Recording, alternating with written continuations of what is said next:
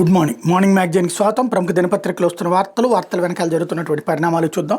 ఈనాడు చూస్తే మీరు సాయం చేస్తే పుంజుకుంటాం అన్నటువంటి వార్తను హైలైట్ చేశారు. వైకాపా హయాంలో ఆర్థిక విధ్వంసం, ఆదాయం కంటే ఖర్చు ఎక్కువైంది, అదనపు కేటాయింపులు ఇప్పించండి, ఏపీ పునర్నిర్మాణానికి అండగా నిలవండి, 16వ ఆర్థిక సంఘానికి సీఎం చంద్రబాబు వినతి, సచివాలయంలో స్వయంగా ఎదురెళ్లి స్వాగతం, రాజధాని సహా వివిధ అంశాలపై ప్రజెంటేషన్, ఆంధ్రప్రదేశ్ సొంతంగా వచ్చే ఆదాయం కంటే అప్పులపై చెల్లించాల్సిన వడ్డీలు, పెన్షన్లు, జీతాలకు ఇచ్చే ఖర్చు చేసే మొత్తం ఎక్కువగా ఉంటుందని ముఖ్యమంత్రి చంద్రబాబు పేర్కొన్నారు. గత వైకాపా ప్రభుత్వ హయాంలో అన్ని రంగాల విధ్వంసం, ఆర్థిక క్రమశిక్షణ కొరవట్టం, ఆదాయ వృద్ధిపై దృష్టి పెట్టలేకపోవడం రాష్ట్రానికి భారీ నష్టం కలిగించిందని చెప్పారు.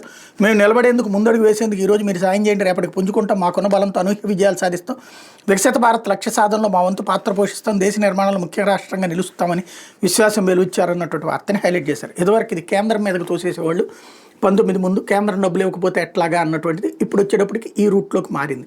వైసీపీ విధ్వంసం అన్నట్టు ఎలక్షన్స్ అయిపోయి 2019లో ప్రభుత్వం మారేటప్పుడు యనమల రామకృష్ణుడు చెప్పింది ఏంటి, 100 కోట్ల రూపాయలు వదిలిపెట్టాం, అప్పులు ఎంత చేయాలో అంతా చేసాం అని చెప్పాడు. ఇంకోటి, ఇప్పుడు వడ్డీలు కడుతున్నటువంటిది జగన్ హయాంలోదైతే మరి జగన్ కట్టిన వడ్డీలు చంద్రబాబు హయాంలోది అవుతుందిగా, అయ్యే కంటిన్యూ అవుతుంటాయి కదా. ఎవరు అప్పు తీసుకున్నా వడ్డీలు తర్వాత వచ్చే ప్రభుత్వాలు కడతానే ఉంటాయి కదా. కాకపోతే ఒక నేరేటివ్ థింకింగ్ అంటారు, అంటే మనం ఎలా ఆలోచించాలి, ప్రతి చోట ఇదే పదం వాడుతూనే ఉండాలి, ఒక అబద్ధాన్ని పదే పదే చెప్తే అది నిజమని నమ్ముతారు అన్నటువంటిది.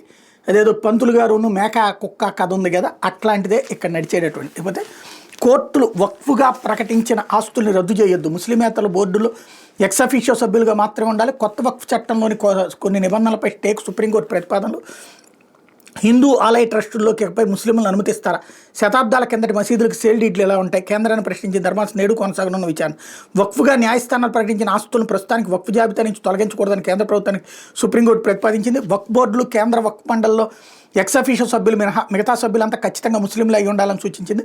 మతంతో సంబంధం లేకుండా ఎక్స్ అఫీషియో సభ్యులు నియమించవచ్చని పేర్కొంది. ఈ మేరకు వక్ఫ్ చట్టంలోని కొన్ని కీలక నిబంధనలపై స్టే విధించేందుకు ప్రతిపాదన చేసింది. ఇకపై హిందూ మత ట్రస్టుల్లోకి ముస్లింలను అనుమతిస్తారా అని కూడా కేంద్రాన్ని సర్వోన్నత న్యాయస్థానం ప్రశ్నించింది. వక్ఫ్ చట్టం 2025 రాజ్యాంగబద్ధతను సవాల్ చేస్తూ దాఖలైన 72 పిటిషన్లపై భారత ప్రధాన న్యాయమూర్తి justice Sanjiv Khanna, justice Sanjiv Kumar, justice K V Viswanathan త్రిసభ్య ధర్మాసనం బుధవారం విచారణ నిర్వహించింది అన్నటువంటి వార్తని హైలైట్ చేశారు. ఇక్కడ కొంచెం బుర్ర వాడాల్సినటువంటిది, మనం రెచ్చగొట్టేటటువంటి వాళ్ళకి అనుగుణంగా న్యాయస్థానాలు మాట్లాడితే ప్రయోజనం లేదు. దేవాలయాల బోర్డు వేరు, వక్ఫ్ వేరు. వక్ఫ్ అనేటటువంటిది దేనికి సంబంధించినటువంటిది, అది ఒక క్వాజీ జ్యుడిషియల్ అథారిటీ. న్యాయ వ్యవస్థ ఎట్లాంటి అధికారాలు ఉందో అట్లాంటి అధికారాలే ఉంది. బట్ దేవస్థానం ట్రస్ట్ అనేటటువంటిది ఒక ఆధ్యాత్మిక వేదిక, అంటే లైక్ ఆ గుడికి రాసినటువంటి డబ్బులు, లేకపోతే ఆ మఠానికి రాసినటువంటి డబ్బులు, ఆ డబ్బులతో అక్కడ చేసే సర్వీస్. బట్ ఇదేంటి, వక్ఫ్ బోర్డు ఏంటి, ఏ ఆస్తి తమది అని ప్రకటించుకునే అధికారం ఉంది. వక్ఫ్ బోర్డు చేసే పని ఏంటి, అక్కడ వాళ్ళు అది తమది అని ప్రకటించుకున్నాక వక్ఫ్ ట్రిబ్యునల్ ఏం చేస్తుంది, అది తమదా కాదా అని తేలుస్తుంది. అందులో పూర్తిగా ముస్లింలే ఉంటే అప్పుడు న్యాయం ఎట్లా జరుగుతుంది? నువ్వు హిందువుల ఆస్తి తీసుకుంటుంటివి, క్రైస్తవుల ఆస్తి తీసుకుంటుంటివి, అలా తీసుకుంటున్నప్పుడు అది కరెక్ట్ కాదు, అది ముస్లింలది కాదు అని చెప్పాలి అంటే ఓన్లీ ముస్లింలే ఉన్నప్పుడు న్యాయం ఎట్లా జరుగుతుంది? ఇది కదా అసలు లాజిక్కు, అది కదా ఈ చట్టం యొక్క ప్రధానమైనటువంటి ఉద్దేశం. దాన్ని సరైనటువంటి రూట్లో ఆలోచించకుండా ఈలోపే ఒకదానికి పొంతం లేనిది. దేవాలయాల ట్రస్ట్ బోర్డుకి వక్ఫ్ బోర్డుకి అస్సలు సంబంధం లేదు. మొన్న ఓవైసీ ఏం మాట్లాడారో ఇప్పుడు న్యాయస్థానం దగ్గర కూడా అదే మాటలు. దాంట్లో ఉన్నటువంటి సూక్ష్మం కంటే కూడా ప్రచారపు యావ ఎక్కువైపోతున్నటువంటి పరిస్థితులు నడుస్తున్నాయి. ఇకపోతే సస్పెన్షన్లో ఉన్న వైకాపా సేవలోనే అన్నీ తానే నడిపిస్తున్న సీనియర్ ఐపీఎస్ అధికారి, జగన్ పాలనలో జరిగిన కుంభకోణాల దర్యాప్తునికి ఆటంకానికి యత్నాలు, విచారణ నుంచి తప్పించుకునేందుకు నిందితులకు సలహాలు, బీఆర్ సస్పెన్షన్లో ఉన్న కొందరికి నిధుల అందజేత, పోలీస్ శాఖలో చర్చనీయాంశంగా మారిన ఐపీఎస్ తీరు అంటూ వైకాపా హయాంలో జగన్తో అంటకాగిన ప్రతిపక్ష నేత చంద్రబాబు, తెలుగుదేశం పార్టీ ముఖ్య నేతలందరిపైన అక్రమ కేసులు బనాయింపులు అన్నీ తానే నడిపించిన సీనియర్ ఐపీఎస్ అధికారి ఇప్పుడు పూర్తిగా వైకాపా సేవలో మునిగి తేలుతున్నారు.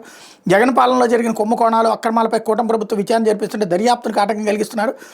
ఆయా కేసులో నిందితులు, అభియోగాలు ఎదుర్కొంటున్న అధికారులు, వైకాపా నేతలకు పోలీసులు నోటీసులు ఇస్తే వాటికి ఎలా సమాధానం ఇవ్వాలి, విచారణ నుంచి ఎలా తప్పించుకోవాలి, పరారీలో ఉన్నప్పుడు ఆచూకీ దొరకకుండా ఎలాంటి జాగ్రత్తలు తీసుకోవాలి తదితర అంశాలపై దిశానిర్దేశం చేస్తున్నారు. దీనికోసం కొంతమంది పోలీసు అధికారులతో కలిసి ఓ పెద్ద నెట్వర్క్ నడిపిస్తున్నారు. ఆయా కేసులను దర్యాప్తు చేస్తున్న వారిని పరోక్షంగా బెదిరిస్తున్నారు. తాడేపల్లి ప్యాలెస్ ప్రతినిధిగా వ్యవహరిస్తున్న అధికారి తీరు ఇప్పుడు పోలీసు శాఖలో చర్చనీయాంశమైంది అన్నటువంటి వార్తని హైలైట్ చేశారు. వీళ్ళకి అట్లాగే సహకరించుకొచ్చారు కదా, ఇప్పుడు రిటైర్ అయిన వాళ్ళు కూడా సహకరిస్తున్నారు కదా, ఎవరికి వాళ్ళకే నడుస్తుంది. వాళ్ళు తప్పుడోళ్ళు వీళ్ళు రైటోళ్ళు అని ఎలా చెప్తారు. అప్పుడు పోతే సరికొత్త సచివాలయం ఐకానిక్ టవర్ల నిర్మాణానికి టెండర్లు 4,688 కోట్ల అంచనాతో బెడ్ల ఆహ్వానం. వచ్చే నెల వరకు 1 వరకు గడువు. రాష్ట్ర పరిపాలన కొలువుదేరే ఐకానిక్ టవర్ల నిర్మాణానికి సిఆర్డీఏ టెండర్లు పిలిచింది. సమీకృత రాష్ట్ర సచివాలయం విభాగాధిపతుల కార్యాలయాలు వీటిలో రానున్నాయి. మొత్తం 5 టవర్లను గతంలో మాదిరి ఈసారి 3 ప్యాకేజీల కింద విభజించారు. 4,688.82 కోట్ల రూపాయలు దీనికోసం అంచనా వ్యయంతో బిడ్లు ఆహ్వానించారన్నటువంటి వార్తని హైలైట్ చేశారు. అయితే రాష్ట్రంలో ఉపాధి లేని వారు 1.5 కోటి 18 నుంచి 50 ఏళ్లలోపు వయసు వారిని సర్వే చేసిన సచివాలయాల ఉద్యోగులు. రాష్ట్రంలో 18 నుంచి 50 ఏళ్లలోపు వయసు వారిలో ఏ ఉపాధి లేని వాళ్ళు 1.56 కోట్ల మంది ఉన్నారు. ఇలాంటి వారు ఉన్న మొదటి 5 జిల్లాల్లో కర్నూలు, శ్రీకాకుళం, నెల్లూరు, అనంతపురం, ప్రకాశం ఉన్నాయి. కర్నూలు జిల్లా అత్యధికంగా 7.62 లక్షల మందితో మొదటి స్థానంలో ఉంది. ప్రతి జిల్లాలోనూ 3 నుంచి 5 లక్షల వరకు ఉపాధి లేని వారు ఉన్నారు.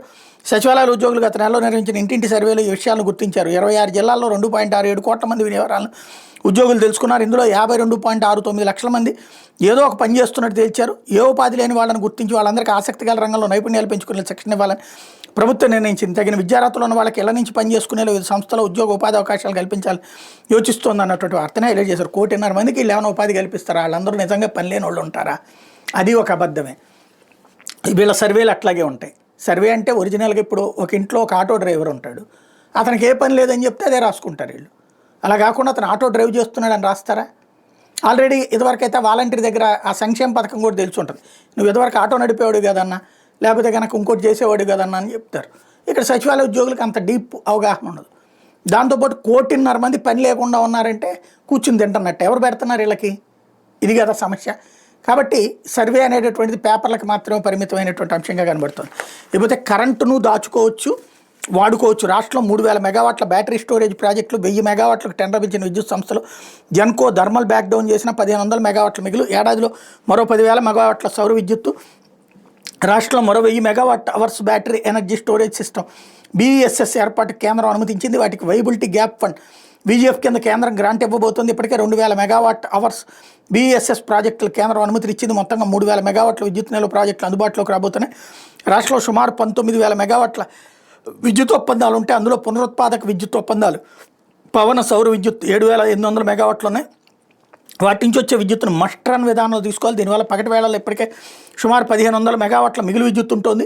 ఏడాదిలో మరో 10,000 మెగావాట్ల పునరుత్పాదక ప్రాజెక్టుల నుంచి విద్యుత్ ఉత్పత్తి రాబోతుంది అన్నటువంటి వార్తను హైలైట్ చేశారు.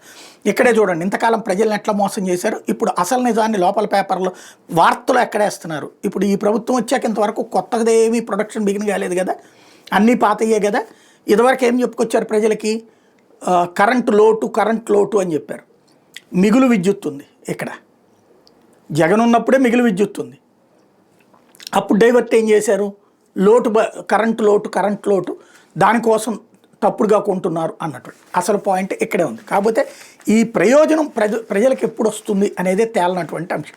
అయితే క్లిష్టమైన కేసుల ఛేదనలో ప్రతిభ కనబరిచినటువంటి పోలీసులకు పురస్కారాలు, అత్యంత క్లిష్టమైన కేసుల ఛేదనలో అత్యుత్తమ ప్రతిభ కనబరిచిన దర్యాప్తు అధికారులు DGP Harish Kumar Gupta awards for best in crime detection పురస్కారాలు ప్రదానం చేశారు. గత ఏడాది అక్టోబర్ నుంచి డిసెంబర్ వరకు రాష్ట్ర వ్యాప్తంగా ఉత్తమ ప్రతిభ కనబరిచిన 4 దర్యాప్తు బృందాలను CID DGP రవిశంకర్ అయ్యన్నారు గుర్తించి అవార్డులకు ఎంపిక చేశారు. వాళ్ళకి బుధవారం మంగళగిరిలోని పోలీస్ ప్రధాన కార్యాలయంలో DGP పురస్కారాలు అందజేశారు అన్నటువంటి వార్తని హైలైట్ చేశారు. లేకపోతే గోశాల నిర్వహణ సంతృప్తికరంగానే ఉంది. తిరుమల తిరుపతి దేవస్థానం పరిధిలోని SV గోశాల నిర్వహణ సంతృప్తికరంగానే ఉందని, వయసు మీరు అనారోగ్యంతో కొన్ని గోలు మృతి చెందినట్టు తెలుస్తోందని CPI జాతీయ కార్యదర్శి నారాయణ అన్నారు. బుధవారం తిరుపతి గ్రామీణ మండలంలోని LS నగర్ వద్ద ఉన్న గోశాలను ఆయన పరిశీలించారు. అనంతరం మాట్లాడుతూ తిరుమల తిరుపతి దేవస్థానం ధార్మిక సంస్థ విషయంలో రాజకీయాలు తగదన్నారు. అనవసర అలజడి సృష్టించి లబ్ధి పొందాలనుకునే వారిపై కఠిన చర్యలు తీసుకోవాలని కోరారు. దాణా సరఫరా, వైద్యుల సేవలు ఏదైనా లోపాలను సలహాలు తీసుకుని తిరుమల తిరుపతి దేవస్థానం సరిచేయాలని సూచించారు. ఈ సందర్భంగా కార్మికులు ఆయనతో మాట్లాడారు. గతంలో డైరీ నిర్వహణలో లోపాలు ఉన్నాయని, 60-90 వేలకు వచ్చే మేల్జాతి గోవులు బయట ప్రాంతాల నుంచి 2 లక్షలకు కొనుగోలు చేసినట్టు వాళ్ళు విమర్శించారు. గతంలో ఉన్న డైరెక్టర్ అవకతవకలు పాల్పడని వివరించారు. నారాయణ వెంట మాజీ ఎమ్మెల్సీ కత్తి నరసింహారెడ్డి, CPI జిల్లా కార్యదర్శి మురళి ఉన్నారన్నటువంటి వార్తని హైలైట్ చేశారు. ఇందులోనే 2 లక్షలకి గిరిజాతిను సోహవేల్ జాతి 50 లక్షలకి 60 లక్షలకి దొరుకుతాయా? అదే తప్పుడు మాట. ఇంకోటి, అసలు CPI నారాయణకి ఏంటి సంబంధం? ఆయన కమ్యూనిస్ట్ పార్టీ. కమ్యూనిస్టులకి ఆధ్యాత్మికతతో సంబంధం ఏమైనా ఉందా? దేవుడికి సంబంధించిన దాంతో ఏమైనా సంబంధం ఉందా? అంటే తెలుగుదేశం బి టీం అనడానికి ఇది ఒకటి. ఏది ఎన్డీఏని వ్యతిరేకిస్తాడు ఈయన. బట్ ఎన్డీఏకి ఇక్కడ ఆంధ్రప్రదేశ్లోని ఎన్డీఏకి బి టీం అంటే తెలుగుదేశం పార్టీ, జనసేన, బీజేపీ ప్రభుత్వంలో ఉంటుంది. బయట నుంచి మద్దతు ఇస్తున్నది కాంగ్రెస్ పార్టీ, కమ్యూనిస్టులు, సిపిఐ, సిపిఎం అనడానికి సాక్ష్యం ఇది మరొకసారి స్పష్టంగా కనబడుతుంది. లేకపోతే సాక్షి గుండె గుబిల్లు అంటూ వినియోగదారులను బెంబేలెత్తిస్తున్న కరెంటు ఛార్జీల భారం 2024 జనవరి, ఫిబ్రవరి, మార్చితో పోలిస్తే ఏడాది దాదాపు 50% పైగా పెరిగిన ఛార్జీలు. వినియోగానికి వచ్చిన బిల్లులకు పొంతన లేక జనం షాక్. ఎన్నికల ముందు అసలు పెంచబోనని ఇంకా తగ్గిస్తామని చంద్రబాబు వాగ్దానం. అధికారంలోకి వచ్చే ప్రజలపై ఏకంగా 15,485 కోట్ల ఛార్జీల భారం. ఓట్లేయండి తమ్ముళ్ళు, మేము అధికారంలోకి వస్తే విద్యుత్ ఛార్జీలు పెంచం, పైగా తగ్గిస్తాం, నేను గ్యారంటీ అంటే ఎన్నికల ముందు హామీలు ఇచ్చిన సీఎం చంద్రబాబు. అధికారం చేపట్టిన వెంటనే విద్యుత్పై శ్వేతపత్రం విడుదల చేసి ఛార్జీలు పెంచని నేను ఎప్పుడు చెప్పా అంటూ మాట మార్చేశారు. ఎడాపెడా విద్యుత్ షాకులు ఇస్తున్నారు అన్నటువంటి మాట హైలైట్ చేశారు. ఖచ్చితంగా ఈ మాట మాత్రం అప్పుడు చెప్పారు. పదే పదే ప్రతి మీటింగ్లో కూడా ఛార్జీలు పెంచేస్తున్నారు తమ్ముళ్ళు, దోచేస్తున్నారు తమ్ముళ్ళు, బాదుడు తమ్ముళ్ళు, నేను వస్తే తగ్గించేస్తానని చెప్పి ఇప్పుడు మరింత బాదుడైతే నడుస్తుంది. లేకపోతే వాటిని వక్ఫ్ ఆస్తులుగా భావిస్తాం, ఆ మేరకు ఉత్తర్వులు ఇవ్వదలిచాం. సుప్రీంకోర్టు గతాన్ని మీరు మార్చలేరు, వక్ఫ్ బై యూజర్ నిబంధనలు తొలగించలేవు. ఇప్పుడు జామా మసీద్ డాక్యుమెంట్లు తీసుకురమ్మంటే అలా హిందూ ట్రస్ట్లో ముస్లింలు నియమిస్తారంటే కేంద్రానికి ప్రశ్న. వక్ఫ్ చట్టంపై దాఖలైన పిటిషన్ల తొలి రోజు విచారణలో సుప్రీం వ్యాఖ్య. చట్టాన్ని సవాల్ చేస్తూ పిటిషన్ దాఖలు చేసిన వైఎస్ఆర్సీపీ మరో 71 పిటిషన్లు దాఖలు. వక్ఫ్ ఆస్తులు కొన్ని దుర్వినియోగమైన మాట వాస్తవమే, దాన్ని సాగ్గా చూపి వక్ఫ్ బై యూజ్ నిబంధనను తొలగిస్తామంటే కొత్త సమస్యలు వస్తాయి. వక్ఫ్ బై యూజ్ అని కోర్టులు గతంలోనే ధృవీకరించే కోర్టు తీర్పుల నిర్ణయాలను ప్రభుత్వం నిర్ణయించకూడదు, మీరు కేవలం ప్రాతిపదికను మాత్రమే పరిగణలోకి తీసుకోవాలి అంటూ కేంద్రం నుంచి ధర్మాసనం వ్యాఖ్య. మరి ఆ లెక్కనైతే కనుక ఆలయాల్లో ప్రాబ్లం వచ్చింది, దాంట్లో నిర్వహణలో అవకతవకలు జరుగుతున్నాయంటూ దేవాదాయ శాఖ పెట్టి మొత్తం గుళ్ళనన్నీ దేవాదాయ శాఖ తీసుకుంది కదా, మరి అట్లా ఎందుకు తీసుకున్నట్టు? వదిలేసేయాలి కదా, అక్కడ కూడా ఒక సంస్థను పెట్టేసి వదిలేసేయాలి కదా, అదెందుకు జరిగింది? ఇది సరిగ్గా ఆలోచిస్తే వస్తుంది. లేకపోతే ముస్లింలకి చంద్రబాబు ద్రోహం అంటూ అధికారం కోసం మనసు చంపుకున్నారు. మండిపడిన పశ్చిమ బెంగాల్ సీఎం మమతా బెనర్జీ, బీహార్ సీఎం నితీష్ కూడా మోసం చేశారు. వీరిద్దరి మద్దతుతోనే వక్ఫ్ బిల్ పాస్ అయింది. ఇప్పుడు నోరు మెదపకుండా కూర్చున్నారు. ముస్లింలను అధికారం కోసం వాడుకున్నారు, నమ్మి ఓట్లు వేస్తే పట్టించుకోలేదు అంటూ మమతా బెనర్జీ హైలైట్ చేసింది. మరి ఈవిడ హిందువులకి ద్రోహి అవదా?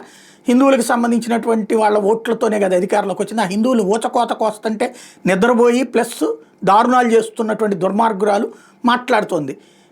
ఏది దుర్మార్గురాలు దుర్మార్గం గురించి మాట్లాడుతుంది, అది విచిత్రం. ఇకపోతే అమరావతికి 77,000 కోట్ల అవసరం. 16వ ఆర్థిక సంఘం దృష్టికి తీసుకెళ్లిన సీఎం చంద్రబాబు ఇప్పటికే 31,000 కోట్లు సమకూరే. స్వర్ణాంధ్ర 2047 ప్రణాళిక ఊతం ఇవ్వాలి, ఏపీకి ఆదాయం లేదు, రెవెన్యూ లోటు పెరిగిపోతుంది, పరిస్థితిని అర్థం చేసుకుని ప్రత్యేక సాయం చేయండి అని అడిగారు అన్నట్టు. లేకపోతే పన్నుల వాటాలో రాష్ట్రానికి 50% ఇవ్వాలి.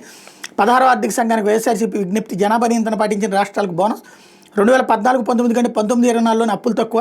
ఇప్పుడు వారం వారం అప్పు తప్ప సంపద సృష్టి ఎక్కడ? మీడియాకు వివరాలు వెల్లడించిన మాజీ మంత్రి బుగ్గన అన్నటువంటిది హైలైట్ చేశారు. కాకపోతే రొయ్య సాగు సమ్మెట అంటూ కూటమి ప్రభుత్వ తీరుతో విసిగి వేశారని రొయ్యల రైతులు సాగు సమ్మె బాట పట్టారు. పశ్చిమ గోదావరి జిల్లా సిరగారపల్లె, చందపర్రు గ్రామాల రొయ్యల రైతులు బుధవారం క్రాప్ హాలిడే ప్రకటించారు. ప్రభుత్వం ప్రకటించిన రొయ్యల కొనుగోలుదారులు తమ గిట్టుబాటు కావని, ఇప్పుడున్న పరిస్థితుల్లో తాము ఆక్వా సాగు చేయలేమని, అందుకే తామంతా క్రాప్ హాలిడే పాటించాలని నిర్ణయించామంటూ చెరువుల వద్ద బోర్డులు పెట్టి మరి నిరసన వ్యక్తం చేస్తున్నారు. ఇదే బాటలో మిగిలిన గ్రామాల రైతులు అడుగులు వేస్తున్నారు. చెరువులో ఉన్న రొయ్యల పట్టుబడి పూర్తి కాగానే తాము కూడా సమ్మె చేపడతామని చెప్తున్నారు అన్నటువంటి వార్తని హైలైట్ చేశారు. అయితే మిర్చి రైతు గుండె మంట. కూటమి ప్రభుత్వంపై ఆగ్రహం వ్యక్తం చేస్తూ గుంటూరులో రోడ్డెక్కిన రైతులు. తేజ రకానికి 8,000 అని అంటూ ఆగ్రహం. మిర్చి పంటను రోడ్డుపై పోసి ఆందోళన. ఇళ్లకు వెళ్ళి ఆత్మహత్య చేసుకునే కంటే ఇక్కడే చేస్తామంటూ ఆవేదన అన్నటువంటి వార్తని హైలైట్ చేశారు. లేకపోతే వైద్యం కాదు దోమల ఫ్రీ అంటూ రాజమహేంద్రవరం ప్రభుత్వ బోధనాసుపత్రి నిర్లక్ష్యం రోగం వచ్చింది. చికిత్స కోసం వచ్చే రోగులకు కనీస సౌకర్యాలు కల్పించకుండా సిబ్బంది నిర్లక్ష్యంగా వ్యవహరిస్తున్నారు. సెప్టిక్ వార్డులో రోగులకు వైద్యం అందించే తీరు దారుణంగా ఉంది. వాళ్ళంతా అధ్వాన స్థితిలో ఉన్న పరుపుల మీద పడుకునే వైద్యం చేయించుకోవాల్సిన దుస్థితి తలెత్తింది. ఆసుపత్రిలో ఉన్న పడకలు నిరుపయోగంగా మారి ఈ వార్డులో ఫ్యాన్ లేకపోవడంతో రోగులకు దోమలతో ఇబ్బందులు తప్పడం లేదు. దుప్పట్లేక దోమతెరలు కప్పుకోవాల్సిన దయనీయ స్థితి. ఎంత జరుగుతున్న ఆసుపత్రి అధికారులు పట్టించుకున్న దాఖలాలు లేవన్నటువంటి వార్తని హైలైట్ చేశారు. లేకపోతే ప్రైవేట్ స్కూళ్లలో ఉచిత ప్రవేశాలకు అనుమతి అంటూ ఆర్టీఈ చట్టం కింద 1వ తరగతిలో అడ్మిషన్లకు ఆదేశాలు. ఈ నెల 19 నుంచి 26 వరకు పాఠశాలల నమోదు. 28 నుంచి మే 15 వరకు విద్యార్థుల దరఖాస్తులకు అవకాశం. బాలల నిర్బంధ ఉచిత విద్యా హక్కు చట్టం కింద అన్ని ప్రైవేట్ పాఠశాలలో ప్రవేశాలు చేపట్టని ప్రభుత్వ ఉత్తర్వులు జారీ చేసింది. 2025-26 గాను నిరుపేద కుటుంబాల పిల్లలకు 1వ తరగతి ప్రవేశాలు దరఖాస్తు చేసుకొని సమగ్ర శిక్ష ఎస్పీడీ బి శ్రీనివాసరావు విజ్ఞప్తి చేశారు. రాష్ట్రంలోని ప్రైవేట్ పాఠశాలలో 25% సీట్ల నిర్బంధ ఉచిత విద్యా హక్కు చట్టం కింద నిరుపేద కుటుంబాల పిల్లలకు కేటాయించిన విషయం తెలిసిందే. దీని ద్వారా గడిచిన 3 విద్యా సంవత్సరాలు సుమారు 50,000 మంది పిల్లలకు ప్రవేశాలు కల్పించారు. కాగా వచ్చే విద్యా సంవత్సరం గాను ఉచిత విద్యను అందించే అన్ని ప్రైవేటు పాఠశాలలు ఈ నెల 19 నుంచి 26 వరకు తమ వివరాలను విద్యాశాఖ వెబ్సైట్లో నమోదు చేయాలని ఆదేశించారు. విద్యార్థులు ఈ నెల 28 నుంచి మే 15 వరకు దరఖాస్తు చేసుకోవచ్చునని ఐబీ, సిబిఎస్ఈ, ఐసీఎస్సీ సిలబస్ పాఠశాలలో ప్రవేశాలకు ఏడాది మార్చి 31 నాటికి 5 ఏళ్ల వయసు, స్టేట్ సిలబస్ పాఠశాలలో ప్రవేశాలకు జూన్ 1 నాటికి 5 ఏళ్ళు నిండిన పిల్లలు దరఖాస్తు చేసుకోవచ్చన్నారు. తల్లిదండ్రులు తమ Aadhaar, voter ID, ration card, NREGS, job card, విద్యుత్ బిల్లు చిరునామాలుగా చూపించవచ్చు అని పేర్కొన్నారన్నట్టు వార్తని హైలైట్ చేశారు. అయితే శ్రీలంక నిబంధన ఇక్కడ ఎందుకు లేదు, ప్రభుత్వ పాఠశాలలోనే అందరూ చదవాలి, మాజీ ఎమ్మెల్సీ విటప్ప బాలసుబ్రహ్మణ్యం స్టేట్మెంట్ ఇక్కడ హైలైట్ చేశారు.